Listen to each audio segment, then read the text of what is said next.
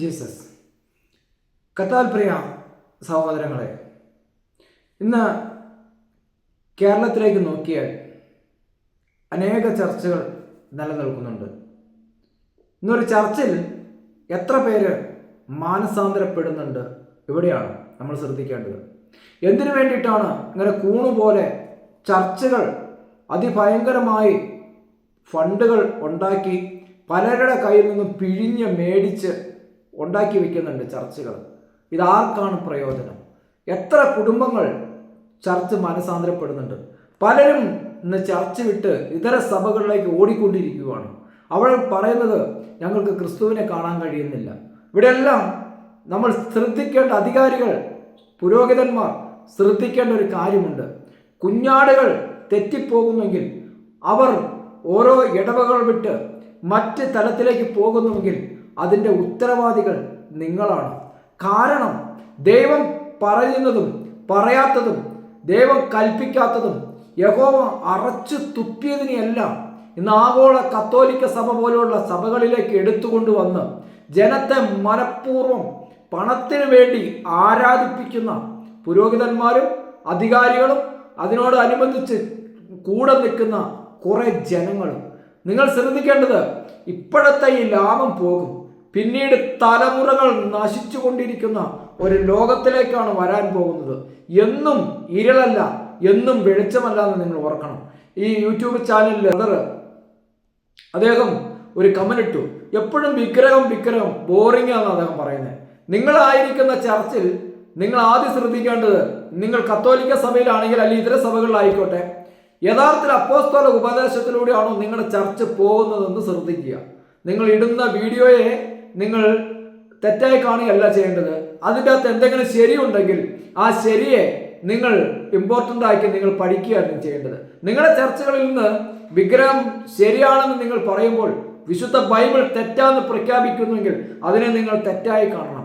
ശരി പറയുമ്പോൾ അതിനെ തെറ്റായി കണ്ടുകൊണ്ട് ബോറിംഗ് ആവുന്നുവെങ്കിൽ നിങ്ങളുടെ അകത്തുള്ള ആത്മാവ് ഏതാണ് എന്ന് നിങ്ങൾ ചിന്തിക്കേണ്ടിയിരിക്കുന്നു. സ്തോത്രം, ഹല്ലേലൂയ. ആ വിഷയത്തിൽ നിന്ന് മാറട്ടെ. നമുക്ക് ഇപ്പോൾ പോകേണ്ടത് തങ്കിപ്പള്ളിയിലെ ഒരു ദേവനുണ്ട്. തങ്കിപ്പള്ളിയിലെ എന്ന് വെച്ചാൽ അതിനെ തങ്കിപ്പള്ളിയിലെ തങ്കപ്പൻ, നമുക്കൊരു പേരങ്ങിടാം. കാരണം ഞാനത് പറയുന്നത് ഒരിക്കലും യേശുക്രിസ്തുവുമായിട്ട് യാതൊരു ബന്ധമുള്ള കാര്യങ്ങൾ അവിടെ നടക്കുന്നില്ല. അതുകൊണ്ടാണ് തങ്കിപ്പള്ളിയിലെ തങ്കപ്പൻ എന്ന് പേരിട്ടത്. 1936 കുറച്ച് അമ്മച്ചിമാരുടെ പിടിയേരിയൊക്കെ കൂട്ടി വളരെ കഷ്ടപ്പെട്ട അതുങ്ങൾ പാവങ്ങൾ ഒക്കെ ചേർത്ത് വെച്ചുണ്ടാക്കി വാങ്ങിച്ച ഒരു വിഗ്രഹമാണ് ഈ തങ്കപ്പന്റെ വിഗ്രഹം എന്ന് പറയുന്നത്. പല വീടുകളിലും പോയി അവരുടെ പെരുന്നാളിന്റെ സമയമാകുമ്പോഴത്തേക്കും പല കുടുംബങ്ങളിൽ പോയി തലച്ചുമടാലെ ഈ പിടിയേരി ചുമന്ന് കൊണ്ടുവരും. അപ്പോൾ വളരെ കഷ്ടപ്പെട്ട് ഈ അമ്മച്ചിമാരുണ്ടാക്കിയ ചെറിയ ഫണ്ടൊക്കെ സ്വരൂപിച്ച് തങ്കിപ്പള്ളിയിൽ ഒരു തങ്കപ്പന്റെ രൂപമൊക്കെ ഉണ്ടാക്കി വെച്ചു. ഇത് 1936 മുതൽ ഇതിന് മുടി വളരാൻ ആരംഭിച്ചു. ഇത് കേട്ട് ഒരുപാട് ജനങ്ങൾ ഈ തങ്കപ്പന്റെ അടുത്തേക്ക് അനുഗ്രഹത്തിന് വേണ്ടി ഓടാൻ തുടങ്ങി. കാരണം ഈ വിഗ്രഹത്തിൽ നിന്ന് മുടി വളരുമെങ്കിൽ എന്താണ് കുഴപ്പം? യാതൊരു കുഴപ്പവുമില്ല. അപ്പൊ അതുകൊണ്ട് സാത്താൻ ഇതിന്റെ അകത്ത് കയറി, ഈ തങ്കപ്പന്റെ അകത്ത് കയറി സാത്താന് പ്രവർത്തിക്കാമെന്ന് വെളിപാടിന്റെ പുസ്തകം 13-ാമത്തെ അധ്യായം പഠിക്കുമ്പോൾ അവിടെ നമുക്ക് കാണുവാനായിട്ട് കഴിയും. സ്തോത്രം, ഹല്ലേലൂയ, ഹല്ലേലൂയ. അവിടെയുള്ള ഒരുപാട് പ്രധാനപ്പെട്ട വഴിപാടുകളുണ്ട്. ഈ തങ്കപ്പന്റെ മുമ്പിൽ പോയി തങ്കപ്പനിൽ നിന്ന് അനുഗ്രഹം കിട്ടാൻ വേണ്ടി കത്തോലിക്ക സഭ, ആഗോള കത്തോലിക്ക സഭ ഓരോ വിഗ്രഹത്തെയും ഓരോ തരത്തിലും ഓരോ മോഡലിലും ഓരോ ഷേപ്പിലൊക്കെ ഉണ്ടാക്കി വെച്ചിട്ട് അതിന് യേശുവിൻ്റെതാണെന്നും യേശുവിനെ യഥാർത്ഥത്തിൽ യഹോശുവയെ ഇവർ പരസ്യമായി അധിക്ഷേപിക്കുകയാണ് ചെയ്യുന്നത്. ഇങ്ങനെ ചെയ്യുന്ന ഓരോ ചർച്ചകളും അത്യുന്നതനായ ദൈവത്തെ പുരോഹിതന്മാരുൾപ്പെടെ അധിക്ഷേപിക്കുകയാണ് ചെയ്യുന്നത്. കാരണം ദൈവം വെറുക്കുന്നതാണ് ഇതെല്ലാം.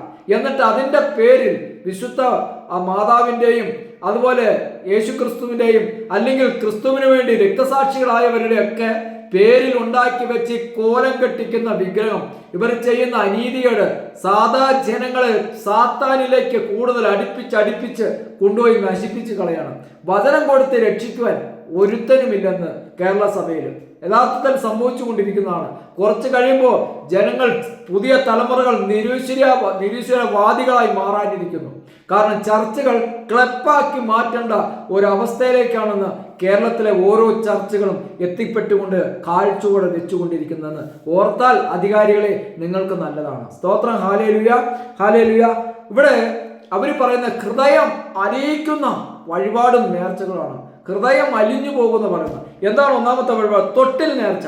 കുഞ്ഞുങ്ങളില്ലാത്തവർക്ക് തൊട്ടിൽ കൊണ്ടുപോയി കൊടുത്താൽ തങ്കപ്പന്റെ അനുഗ്രഹം കൊണ്ട് വളരെ മനോഹരമായ കുഞ്ഞുങ്ങളുണ്ടാവും. രണ്ടാമത്തെ വഴിപാട് വിളക്കും എണ്ണയും കൊണ്ടുപോയി കൊടുക്കണം തങ്കപ്പന് വെട്ടം കാണാനായിട്ട്. കാരണം ബിംബമാണല്ലോ, അതിന് വെട്ടം കാണാനായിട്ട് അത് കൊണ്ടുപോയി കൊടുക്കണം.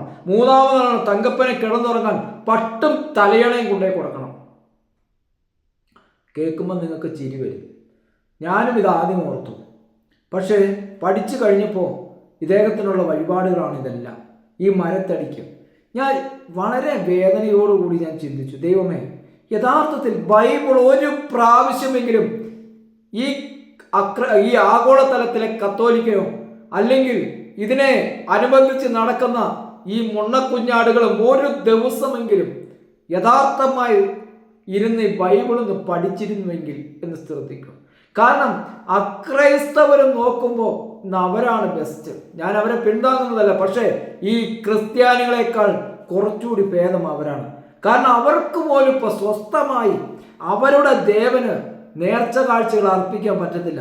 എന്തെങ്കിലും ചെയ്ത ഇവന്മാരെ മോട്ടിച്ചുകൊണ്ട് വന്ന് ചർച്ചിന്റെ അകത്ത് കയറ്റി വെച്ച് ഇതും ഞങ്ങളുടെയാണ് എന്ന് കെട്ടിപ്പിടിച്ചു വെച്ചുകൊണ്ടിരിക്കുക.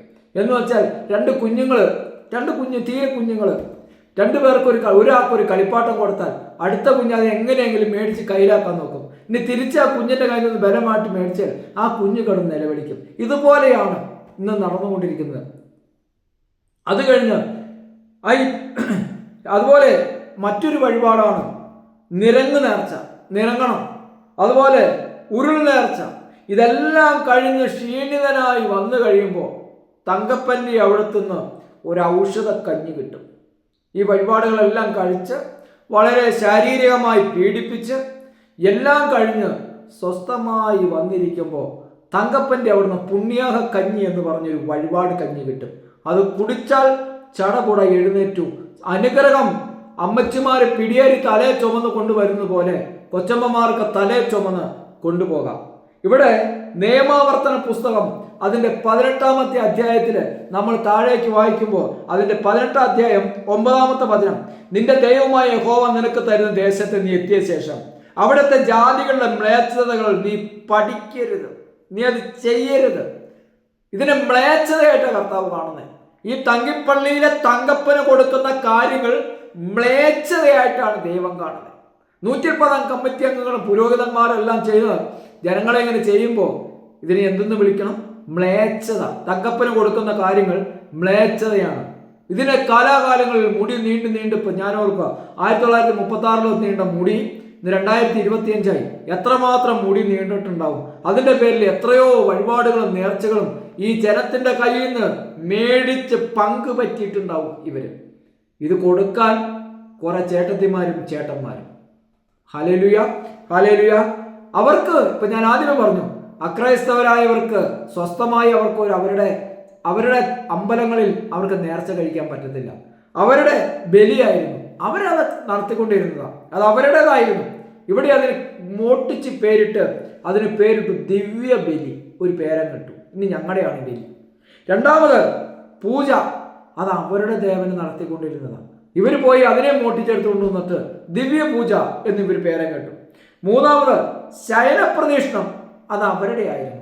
യുവമാര് കൊണ്ടുവന്നിട്ട് ഇതിനെയും അതും മോട്ടിച്ച് കൊണ്ടുവന്ന് ഈ ആഗോള കത്തോലിക്ക സഭകളും യാക്കോ സഭകളെല്ലാം ഉണ്ട്, എല്ലാം കൂടി മേടിച്ചു കൊണ്ടുവന്നിട്ട് ഞങ്ങൾ തരത്തില്ലെന്ന് പറഞ്ഞ് അതിന് ഉരുണ്ട് നേർച്ചയാക്കി.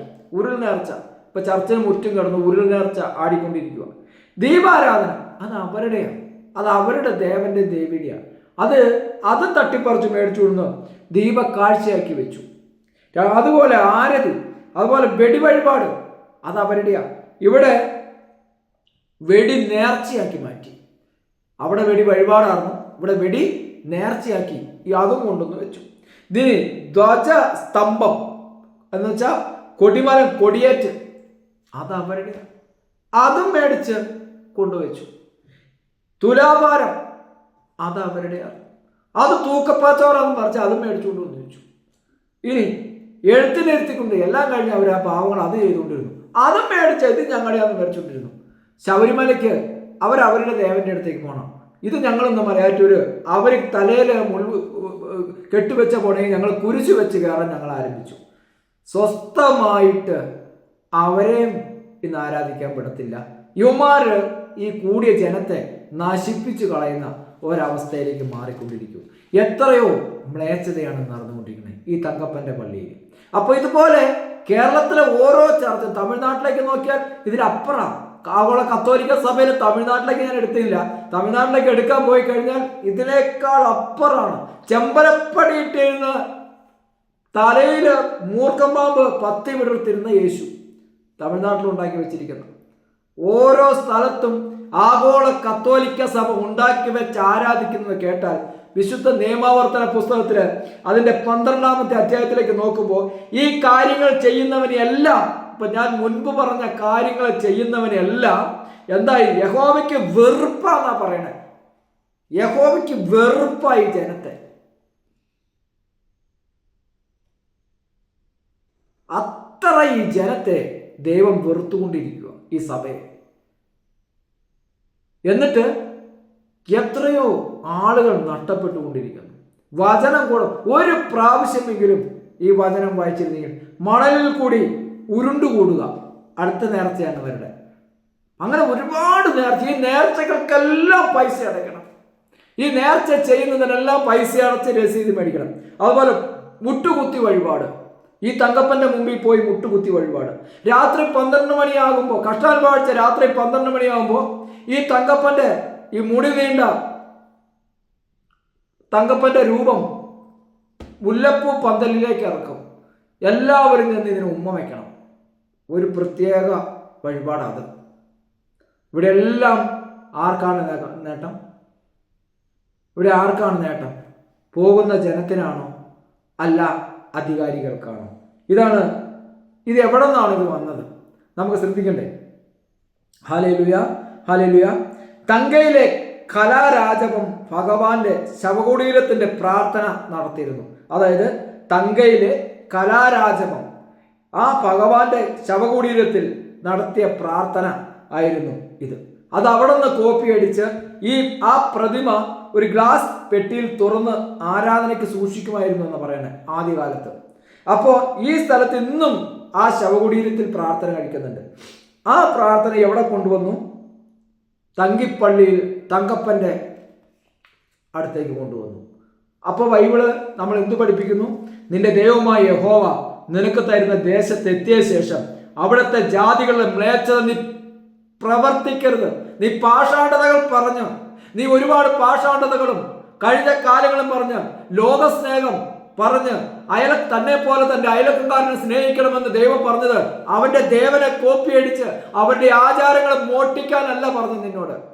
തന്നെ പോലെ തന്റെ അയൽക്കാരനെ സ്നേഹിക്കാൻ പറഞ്ഞാൽ അവർക്ക് തന്റെ അയൽക്കാരനെ സ്നേഹിക്കാൻ, തന്നെ പോലെ സ്നേഹിക്കാൻ പറഞ്ഞാൽ അവർക്ക് ഏതെങ്കിലും കാര്യങ്ങൾ കുറവുണ്ടോ, അവരുടെ ജീവിതത്തിൽ എന്തെങ്കിലും ഇടപെടേണ്ടതുണ്ടോ, അത് സഹകരിച്ചു പോകുകയും മറിച്ച് അവന്റെ നേർച്ചകളും വഴിപാടുകളും എല്ലാം കോപ്പിയടിച്ചതായി എന്റേതാണെന്നും പറഞ്ഞ് മോട്ടിച്ച് ചർച്ചിന്റെ അകത്തേക്ക് കൊണ്ടുവന്നിട്ട് ഇതെല്ലാം നമുക്ക് അങ്ങ് ആർഭാടമായി ചെയ്യാമെന്ന് പറയുന്നതിനെയാണ് യഹോവ നിന്നെ വെറുക്കുന്നത്. വിഗ്രഹങ്ങളെ ഉണ്ടാക്കിയതേ വെറുപ്പാണ്. ഇനി രണ്ടാമത് ആ വിഗ്രഹത്തിനായിട്ട് ചെയ്യുന്ന മ്ലേച്ഛതയാണ്. ഒരു പ്രാവശ്യമെങ്കിലും നിങ്ങളുടെയൊക്കെ വീടിന്റെ അകത്തിരിക്കുന്ന, ചർച്ചകളിലിരിക്കുന്ന ബൈബിൾ ഒന്ന് വായിക്കും, തുറന്നൊന്ന് കണ്ണു തുറന്ന് വായിക്കും ഒരു പ്രാവശ്യമെങ്കിലും. അപ്പോൾ അതിനകത്ത് ദൈവം വെറുക്കാത്ത കാര്യങ്ങളുണ്ട്, നിങ്ങൾക്ക് അനുവദനീയമായ കാര്യങ്ങളുണ്ട്. അത് നിങ്ങളുടെ ചർച്ചിലേക്ക് ആരംഭിക്കുമ്പോൾ ആത്മാവ് ഇറങ്ങി വരും. ഇന്ന് നിങ്ങളുടെ ചർച്ചിലിരിക്കുന്നത് ഏത് ആത്മാവാണ്? ഇത് പ്രവർത്തിക്കാൻ പറയുന്ന ദൈവത്തിന്റെ ആത്മാവാണോ, പരിശുദ്ധാത്മാവാണോ ഇത് പ്രവർത്തിക്കാൻ പറയുന്നത്? അങ്ങനെയാണ് ഈ അപ്പോസ്തലന്മാർ ഇത് പ്രവർത്തിക്കണ്ടേ. അവര് പ്രവർത്തിക്കാത്തതും യഹോവ വെറുത്തതുമായ ആത്മാവ് ഏതാ? സാത്താന്റെ ആത്മാവാ. ഇന്ന് ചർച്ച് സാത്താനിക ചർച്ചായി മാറിക്കഴിഞ്ഞു. Hallelujah, hallelujah. എന്നിട്ട് നിങ്ങൾ പറയും ഞങ്ങൾക്ക് സ്വർഗരാജ്യം ഞങ്ങളുടേതാണ്. അങ്ങനെ ഒരുപാട് കാര്യങ്ങളിലേക്ക് ഇന്ന് പോയിക്കൊണ്ടിരിക്കുകയാണ്. എന്താണ് സംഭവിക്കുന്നത്? വരും തലമുറകൾ നിരീശ്വരവാദിയായി കേരളത്തിൽ ഉണരും. ചർച്ചുകളെല്ലാം ക്ലപ്പായി മാറും താമസിക്കാതെ. അതുകൊണ്ട് അധികാരികളെ നിങ്ങൾ ശ്രദ്ധിക്കുക. നിങ്ങൾ ബൈബിളിലുള്ളത് ദൈവം പറയാത്തതിനെ നിങ്ങൾ ചെയ്യുമ്പോൾ, ദൈവം പറയാത്തതിനെ നിങ്ങൾ അനുഷ്ഠാനങ്ങളും ആചാരങ്ങളുമായി വളരെ ഗംഭീരമായി കൊണ്ടാടുമ്പോൾ ആത്മാക്കൾ നഷ്ടപ്പെട്ടുകൊണ്ടിരിക്കുക. പോകുന്ന നിങ്ങൾ ചിന്തിക്കണം. ദൈവം കൽപ്പിക്കാത്തതിനകത്തേക്ക് ഞങ്ങൾ പോകുമ്പോൾ ഞങ്ങളുടെ തലമുറകളും ഞങ്ങളുടെ ആത്മാവും നഷ്ടപ്പെട്ടുകൊണ്ടിരിക്കുക. അതുകൊണ്ട് ഏക ദൈവമായ യഹോശുവയെ അല്ലാതെ, ആ നാമത്തിലല്ലാതെ ഞങ്ങൾക്കൊരു വിടുതലില്ല. ദൈവം പറയാത്തതിനെ ഞങ്ങൾ ആരാധിക്കുമ്പോൾ അത് സാത്താന്റെ അടുത്തേക്കാണ് പോകുന്നത്. അത് സാത്താനാണ്, അതിൻ്റെ അടുത്തേക്കാണ് ഈ പ്രാർത്ഥനയും കാര്യങ്ങളും പോകുന്നത് എന്നുള്ള ബോധം നിങ്ങൾക്കുണ്ടായിരിക്കട്ടെ ഞാൻ പ്രാർത്ഥിക്കുന്നു. ഈ ക്ലാസ് കേട്ട എല്ലാവരെയും നിങ്ങളൊരു തിരിച്ചു വരവിന് വേണ്ടി ദൈവം നിങ്ങളെ സഹായിക്കട്ടെ, നിങ്ങളെ അനുഗ്രഹിക്കട്ടെ. God bless you. ആമേൻ.